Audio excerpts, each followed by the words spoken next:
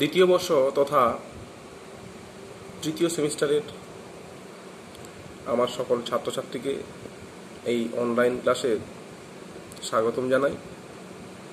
এই কঠিন পরিস্থিতিতে সকলেই বাড়িতে আছো এবং কোনোভাবেই ভার্চুয়াল ক্লাস নেওয়া সম্ভব হচ্ছে না, তাই এই অনলাইন ক্লাসের ব্যবস্থা করেছি। মোটামুটি আপাতত আমরা দ্বিতীয় সেমিস্টার দিতে পারিনি এবং সেটা নিয়ে এখনও টানাপোড়েন চলছে। তবে ইউজিসি লাস্ট যে চিঠিটা পাঠিয়েছে তার পূর্বেই আমাদের কলকাতা বিশ্ববিদ্যালয় অনেক পদক্ষেপ নিয়ে ফেলেছে। তো সে কারণেই আমি মোটামুটি যা ধারণা 15 তারিখ ফাইনালি জানা যাবে। তবু আমি একটু বলে দিই, সম্ভবত পরীক্ষা হবে না, আর যদিও হয় সেই একসঙ্গে অল্প কিছু করে পরীক্ষা নিয়ে নেওয়া হবে, এর মাঝে আর কোনো পরীক্ষা হবে না। যাই হোক, তোমরা তবু একটু প্রিপারেশান নিয়ে রাখো। আর যেহেতু তোমাদের এই তৃতীয় সেমিস্টারে কিছু বিষয় বাড়ছে, অর্থাৎ আমরা যেমন ফার্স্ট সেমিস্টার এবং সেকেন্ড সেমিস্টারে দুটো করে সিসি অর্থাৎ কোর কোর্সের পেপার পড়ে এসেছি, সেখানে আমাদের এই সেমিস্টারে 3টে সিসি পড়তে হবে এবং তার সঙ্গে একটা স্পেসিফিক একটা সাবজেক্ট আছে, যে সাবজেক্টটাকেও আমাদের পড়তে হবে। মোট আমাদের 4টে সাবজেক্ট এখানে পড়তে হবে, তাই আমি বাধ্য হয়ে তাড়াতাড়ি করে ক্লাসটা শুরু করে দিয়েছি। যাই হোক, আজকের আমি একটা ইন্ট্রোডাক্টরি ক্লাস নেব, সেই ক্লাসটা তোমরা মন দিয়ে শুনবে এবং তারপরে যা সুবিধা অসুবিধা আমাকে বলবে। গ্রুপেই আমি দিয়ে দেবো ক্লাসটা, ওখানেই তোমরা দেখে নেবে এবং তারপরেই সমস্ত আমি এখনই আমার কম্পিউটার স্ক্রিনের মধ্য দিয়ে যা যা দেখাবো আমি সবগুলো কিন্তু আমি আবার তার PDF আপলোড করে দেবো, সেগুলো তোমরা দেখবে এবং তারপরেই যেভাবে সাজেস্টিভ অনুযায়ী নোটসপত্র দেওয়া হয় এবং সেই অনুযায়ী আমরা পড়াশোনা শুরু করে দেবো, কারণ আমাদের হাতে বেশি সময় নেই। ঠিক আছে, তাহলে চলা যাক আজকের ক্লাসে। আজকের ক্লাসে যেটা আমি করেছি আমি তোমাদেরকে দেখিয়ে দিই একটু। চলো একটু অনলাইনে একটু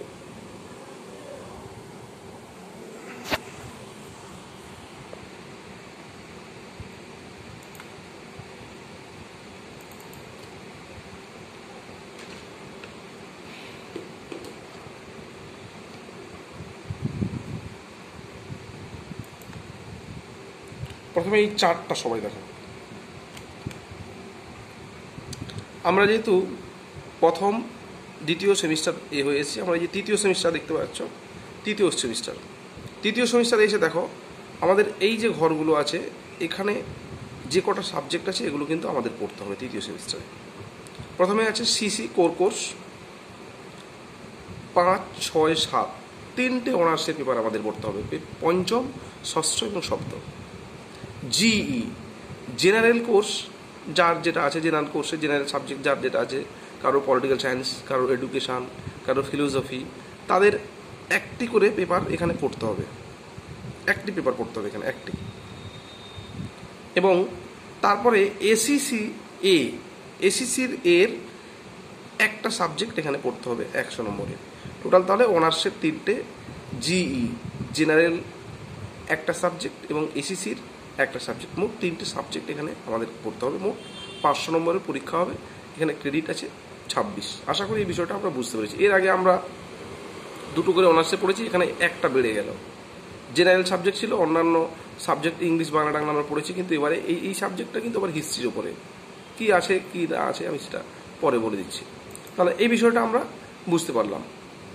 দ্বিতীয় যেটা আসবো, আমরা কোন পেপারে কি পড়বো আমরা সেটা একটু আমরা জেনে নিই। যেহেতু আমি বললাম এখনই, যেহেতু এই যে প্রথমে আসবো আমরা পেপার 5-এ কী পড়বো আমরা। পেপার 5 আছে হিস্ট্রি অফ ইন্ডিয়া, মানে ভারতের ইতিহাস পড়বো আমরা। এখানে সালটা মেনশন করে দিয়েছে 750 থেকে 1206, অর্থাৎ এই পিরিয়ডটাতে আদি মধ্যযুগের ইতিহাস বলা হচ্ছে। 750-এ ভারতবর্ষে সেই 712 খ্রিস্টাব্দে প্রথম মুসলিম আক্রমণ ঘটছে এবং তারপরে 750 খ্রিস্টাব্দ থেকে আস্তে আস্তে করে মুসলিমরা এই দেশে বারংবার আক্রমণ করছে এবং এই সময় 750-এ মোটামুটি গুপ্ত সাম্রাজ্যের প্রথম 600 নাগাদ পতন ঘটছে। তারপরে 750-এ কিছুটা সময় ধরে মোটামুটি আঞ্চলিক রাজ্যগুলি রাজত্ব করেছিল। এই পিরিয়ডটাতে পুরো আঞ্চলিক রাজ্যের উত্থান ঘটছে এবং ভারতবর্ষে মুসলমান সাম্রাজ্য প্রতিষ্ঠার প্রেক্ষাপট তৈরি হচ্ছে। তাহলে পেপার 5-এ যেটা পড়বো আমরা, আদি মধ্যযুগের ইতিহাস পড়বো আমরা, সাল এখানে মেনশন করে দিয়েছে।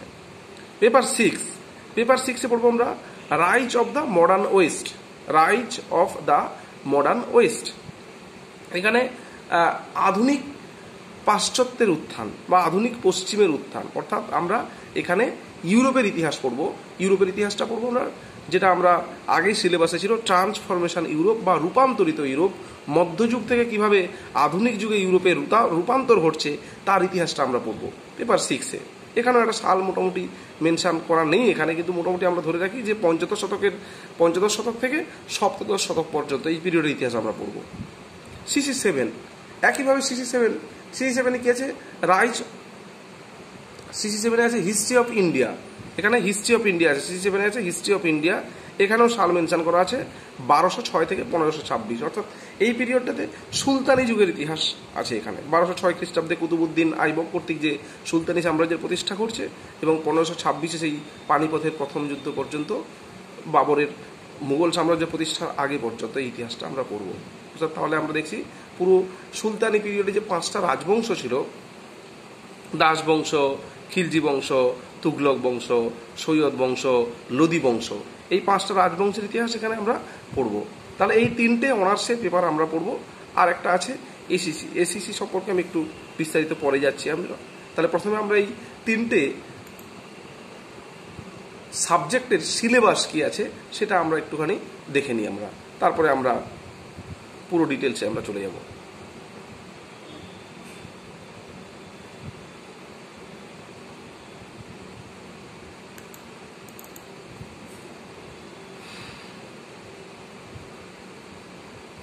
চলে যাই আমরা প্রথমে সিসি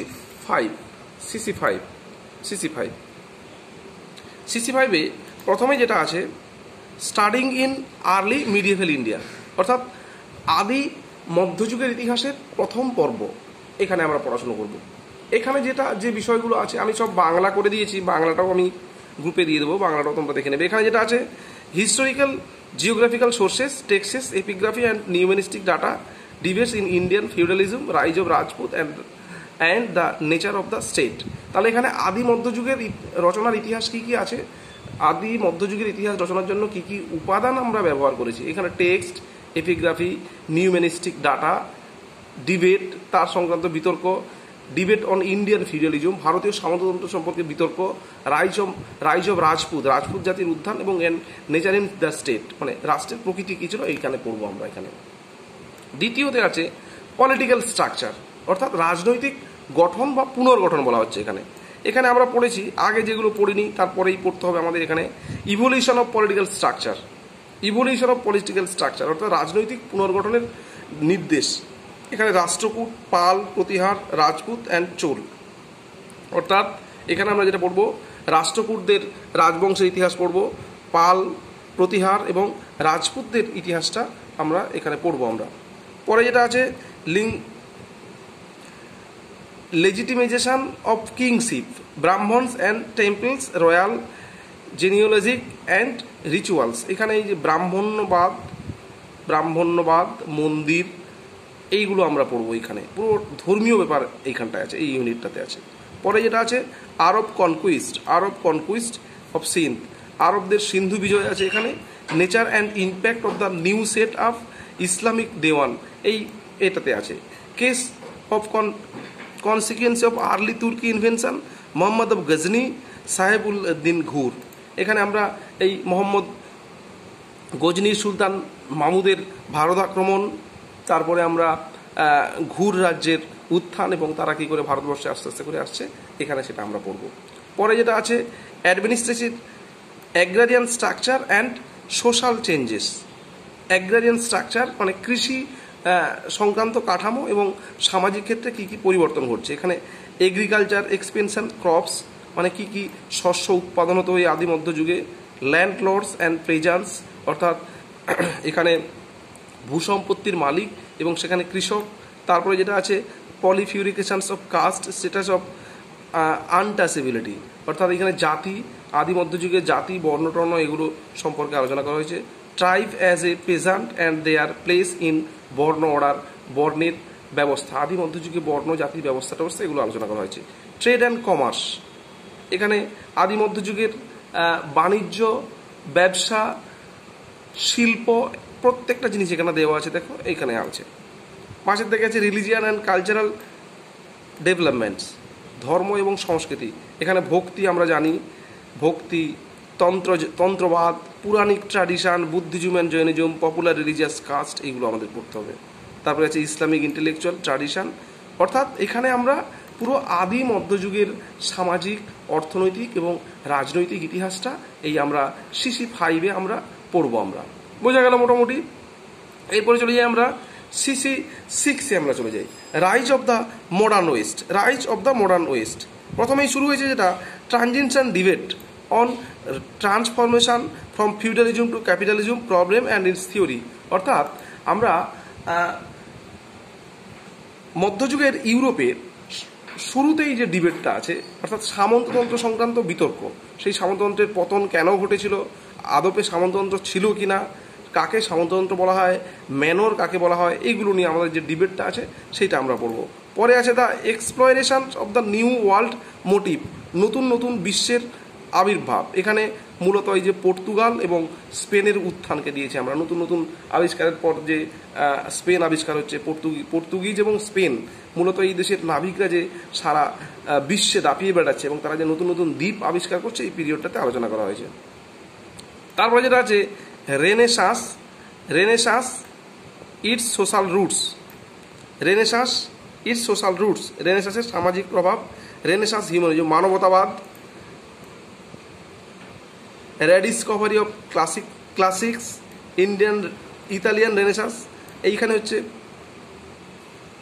রেনেসাঁসের বিভিন্ন ভাগ আছে। এইখানে ইতালির মানবতাবাদ, ইট স্প্রেড ইন ইউরোপ, ইতালির মানবতাবাদ কীভাবে ইউরোপে ছড়িয়ে পড়ছে সেটা আলোচনা করা আছে। পরে আছে রিফরমেশন মুভমেন্ট, অর্থাৎ রিফরমেশন মানে হচ্ছে কি, এখানে ধর্ম সংস্কার আন্দোলন বলা হচ্ছে। Origin and course, Martin Luther and Lutheranism, Luther এবং লুথারবাদ আলোচনা করা হয়েছে।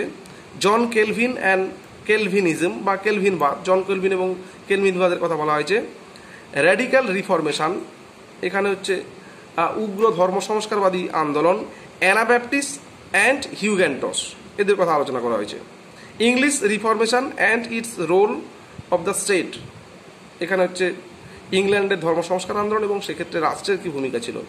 কাউন্টার রিফরমেশন, অর্থাৎ এক যে ধর্ম সংস্কার আন্দোলন হয়েছিল তার পরিপ্রেক্ষিতে যেটাকে বলা হচ্ছে প্রতিধর্ম সংস্কার আন্দোলন, সেই প্রতিধর্ম সংস্কারের কথাও এখানে আলোচনা করা হয়েছে।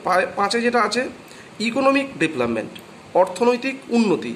Shift to economic balance from the Mediterranean to the Atlantic, অর্থাৎ এখানে ভূমধ্যসাগরীয় অর্থনীতি কীভাবে আটলান্টিক মহাসাগরীয় অর্থনীতির রূপান্তর ঘটছে সেটা আলোচনা করা হয়েছে। কমার্শিয়াল রিভলিউশন, অর্থাৎ এখানে মূল্য বিপ্লবের কথা বলা হয়েছে। কমার্শিয়াল রিভলিউশন হচ্ছে বাণিজ্য, এখানে বাণিজ্য রিভলিউশনের কথা বলা হয়েছে। এখানে প্রাইস রিভলিউশন, মূল্য বিপ্লবের কথা বলা হয়েছে। Agriculture revolution and the enclosure movement, অর্থাৎ কৃষি বিপ্লব এবং এনক্লোজার মুভমেন্টের কথা এখানে বলা হয়েছে। ডেভেলপমেন্ট অফ ন্যাশনাল মনার্কি, এখানে হচ্ছে জাতীয় রাজতন্ত্রের উত্থান ঘটছে। Emergence of Europe and state system, অর্থাৎ আমরা মোটামুটিভাবে এখানে কয়েকটি স্পেসিফিক দেওয়া আছে, পরের সেমিস্টারেও হাফ থাকবে। এখানে রাইজ অফ মডার্ন ওয়েস্ট, অর্থাৎ আধুনিক পাশ্চাত্যের উত্থান কীভাবে ঘটছে এবং সমগ্র ইউরোপ কীভাবে আধুনিক দিকে এগিয়ে যাচ্ছে সেই কথাটা এখানে আলোচনা করা হয়েছে। পরে যেটা আছে সিসি 7-এ, অর্থাৎ সিসি 5-এ আমরা যেখানে শেষ করেছি 1206, তারপর থেকে আছে 1206 থেকে 1526 খ্রিস্টাব্দ পর্যন্ত। এখানে যেটা আলোচনা করা হয়েছে সেখানে হচ্ছে interpreting of Delhi sultanate, Delhi সুলতানের সাম্রাজ্য সম্পর্কে যে ধারণা বা একটা যে বিতর্ক আছে সেটা। তারপরে সার্ভে অফ সোর্স, পার্সিয়ান তুর্কি ট্র্যাডিশন, ভার্নাকুলার হিস্ট্রি, অর্থাৎ সুলতানি যুগের ইতিহাস রচনার জন্য যে উপাদানগুলো আছে সেগুলো আমরা এখানে আলোচনা করেছি। এখানে পরের এতে আছে সুলতানের political structure, foundation, expansion and consolidation of the sultanate of Delhi, Delhi সুলতানি সাম্রাজ্য কীভাবে প্রতিষ্ঠা করছে তারা একের পর এক যে শাসকের কথা বলা হয়েছে।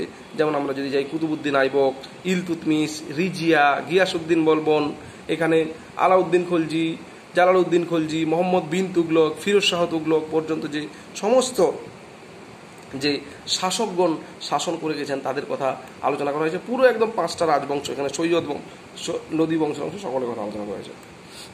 পরে আছে থিওরি অফ কিংশিপ, রুলিং এন্টাইস, অর্থাৎ এই যে সমস্ত সুলতান রাজত্ব করেছিল তাদের হচ্ছে রাজনৈতিক আদর্শ কী ছিল। Theory of kingship, ruling elites, Sufi, ulema and political authority, imperial নিউমিলিটি and coinage, emergence of provincial dynasty, এই বাহমনি, বিজয়নগর, এইখানে এই সমসাময়িক সময়ে প্যারালালভাবে যে রাষ্ট্রগুলির উত্থান ঘটছে, বিজয়নগর, বাহমনি, গুজরাট, মালোয়া, জৌনপুর, ওয়েস্ট বেঙ্গল, এগুলোর কথা এখানে আলোচনা করা হয়েছে। পরে যেটা আছে সোসাইটি অ্যান্ড ইকোনমি, এখানে সুলতানি পিরিয়ডের সমাজ এবং অর্থনীতির কথা আলোচনা করা হয়েছে। ইকতা ব্যবস্থা, revenue in free grants, agriculture production technology, এগ্রিকালচারের ক্ষেত্রে কৃষি ব্যবস্থার ক্ষেত্রে কী কী উৎপাদন ঘটছে, তাদের কি টেকনোলজি কী ছিল। Change in rural society, revenue system, এখানে change in rural society, revenue সিস্টেমের কথা বলা হয়েছে, মানে গ্রামীণ সমাজ কী করে পরিবর্তন হচ্ছে এবং তাদের রেভিনিউ ট্যাক্স ব্যবস্থা কেমন ছিল। Monetizations, market, religious, growth of the urban center, trade, অর্থাৎ এখানে কী করে পরিবর্তন ঘটছে, সামাজিক ক্ষেত্রে কী কী, মার্কেট রেগুলাইজেশন, বাজার, নগর, ব্যবসা বাণিজ্য, শিল্প, ভারত মহাসাগরীয় বাণিজ্য, সব কী করে পরিবর্তন ঘটছে সেটা আলোচনা করা হয়েছে। পরে আছে রিলিজিয়ান অ্যান্ড দ্য কালচার, সুফি সিলসিলা, আমরা জানি সুফিবাদ আছে, সেই সুফিবাদের যে একটা সিলসিলা হয়েছিল বা সম্প্রদায় ছিল, চিস্তি, সুরাবর্দী, প্রত্যেকের কথা উল্লেখ করা হয়েছে। অর্থাৎ এখানে ভক্তিও আছে, নাত, কবির, নানক, সন্ত ট্র্যাডিশন, সুফি লিটারেচার, মালফুজবাদ। লাস্টে যেটা আছে আর্কিটেকচার অ্যান্ড দিল্লি সুলতানেট, অর্থাৎ এখানে পুরো ধর্ম এবং সংস্কৃতি বিষয়ে, সুলতানি যুগের ধর্ম এবং সংস্কৃতি বিষয়ে আলোচনা করা হচ্ছে। অর্থাৎ সুলতানি যুগের এখানে ইতিহাস রচনার জন্য উপাদান, রাজনৈতিক স্ট্রাকচার, সামাজিক এবং অর্থনীতি, লাস্টে ধর্ম এবং সংস্কৃতির কথা আলোচনা করা হয়েছে। অর্থাৎ এই তিনটে পেপার আমাদেরকে অনার্সের ক্ষেত্রে পড়তে হবে আমাদের। পরে চলে আসি আমরা এখানে, এই যে এসিসি এ, গ্রুপ এটা আমরা পড়বো এই সেমিস্টারে, পরের সেমিস্টারে গ্রুপ বিটা পড়বো। স্কিল ইনহ্যান্সমেন্ট কোর্স, এখানে যেটা আছে আর্কাইভস অ্যান্ড মিউজিয়াম। আর্কাইভস মানে হচ্ছে লেখাগার, অ্যান্ড মিউজিয়াম মানে হচ্ছে আমাদের যেটাকে বলা হচ্ছে প্রত্নতত্ত্ব সংগ্রহশালা। অ্যাকচুয়ালি এক কথায় বলা হচ্ছে সংগ্রহশালা। তাহলে আর্কাইভস হচ্ছে লেখাগার, আর হচ্ছে এটা মিউজিয়াম মানে সংগ্রহশালা। আমাদের যে ন্যাশনাল আর্কাইভস, ন্যাশনাল মিউজিয়াম এগুলো আছে, এইগুলো সম্পর্কে তাদের সংজ্ঞা, তাদের বিভাগ টিভাগ, এগুলো সম্পর্কে আমাদের আলোচনা করতে হবে। কত ভাগে ভাগ করা যায় সে নিয়ে সংক্রান্ত আলোচনা। তাহলে মোটামুটি আমরা এবারে চারটে পেপার পড়বো, আমরা চারটে পেপার এবং পাশে আমরা একটা পেপার পড়বো। বললাম মোটামুটি কী সিলেবাসে কী আছে, আমি সমস্ত পিডিএফ দিয়ে দেবো, বাংলাটাও দিয়ে দেবো আমরা। এবার আমরা যাই বইয়ের লিস্টে চলে যাই আমরা। মোটামুটি এখন সেভাবে বই বেরোয়নি, পুরনো সিলেবাসের কিছু বই আছে, সেগুলো যদি তোমরা পারো একটুখানি কালেক্ট করতে পারো, এটাও আমি পিডিএফ দিয়ে দেবো আমি পড়ার জন্য। এইখানে একটা বই আছে মধ্যকালীন ভারত, গোপাল কৃষ্ণ পাহাড়ি মধ্যকালীন ভারত। এটা যদি পড়ি আমরা 5-6 দুটো কভার হয়ে যাবে, ঠিক আছে। অথবা এই যে মধ্যযুগে ভারতের মধ্যযুগ, সৌমিত্র সীমানি, এই দুটো বই যদি আমরা যে কোনো একটা জোগাড় করতে পারি তাহলে মোটামুটি হয়ে যাবে। আরও আছে এখানে মধ্যযুগে ভারতের ইতিহাস, সুলতানি আমল, অনিরুদ্ধ রায়ের বইটা আছে মধ্যযুগে ভারত। এই তিনটে বইয়ের মধ্যে যদি একটা আমরা জোগাড় করি তাহলে আমাদের ওই 5 এবং 7 নম্বর পেপারটা আমাদের হয়ে যাবে। এখানে 6 নম্বর পেপারের জন্য ইউরোপে যুগান্তর, ভাস্কর চক্রবর্তী, সুভাষ রঞ্জন চক্রবর্তী এবং কিংসুক চট্টোপাধ্যায়, এটা আমরা জোগাড় করতে পারি। অথবা আধুনিক ইউরোপে বিবর্তন, বাসবেন্দ্র বসু, এই বইটাও আমরা যদি জোগাড় করি তাতেও আমাদের কিন্তু ভালোভাবে হয়ে যাবে। এই হলো আমাদের বই। আমি সিলেবাস অনুযায়ী চেষ্টা করব সাজেস্টিভ মতো করে নোটপত্র দিয়ে দিতে, এবং সেই অনুযায়ী আমরা পড়াশুনো শুরু করব। আজকের এগুলো আমি সব পিডিএফ আকারে তোমাদেরকে আমি দিয়ে দিচ্ছি, আশা করি তোমরা পড়বে। সকলে দেখবে আগে ক্লাসটা ভালো করে, কি কি অসুবিধে আমাকে বলবে। সমস্ত পিডিএফ আমি একের পর এক গ্রুপে দিয়ে দিচ্ছি, ভালো করে দেখবে। তারপরেও যদি কিছু অসুবিধা হয় আমাকে বলবে। যেহেতু আমাদের 4টে পেপার পড়তে হবে, সিরিয়াসলি বিষয়টাকে নিতে হবে, তাই পড়াশুনো কাল থেকে শুরু করে দাও। আমি আমার যথাসময়ে স্টাডি মেটেরিয়ালস, সাজেশান, শর্ট প্রশ্ন এবং নোটস আস্তে আস্তে করে দিতে থাকবো। বাড়িতে বসে 4টে পেপারের জন্য 4টে আলাদা আলাদা খাতা করে পড়াশুনো শুরু করে দাও। সেই সঙ্গে যদি সম্ভব হয় বইগুলো জোগাড় করে পড়তে থাকো। বাড়িতে থেকো, সবাই সুস্থ থেকো এবং চেষ্টা করো সরকারি নির্দেশিকা মেনে বাড়ি থেকে না বেরোনোর। এবং অনেক দিন সকলের সঙ্গে দেখা হয়নি, খুব শীঘ্রই আশা করি আমাদের সকলের দেখা হবে এবং আশা করি আবার ভার্চুয়াল ক্লাস আমরা শুরু করতে পারবো। যে সমস্ত বিষয়গুলো কঠিন আছে সেই সমস্তগুলো আমি ভিডিও ক্লাস করে, বোর্ডের মাধ্যমে ভিডিও ক্লাস করে আমি গ্রুপে দিতে থাকবো এবং চেষ্টা করছি আমি গুগল মিটের মাধ্যমেও ক্লাস নিতে। তাহলে আজকের এই পর্যন্ত রাখি। তোমরা সবাই ভালো থেকো এবং পড়াশোনা একটু শুরু করো।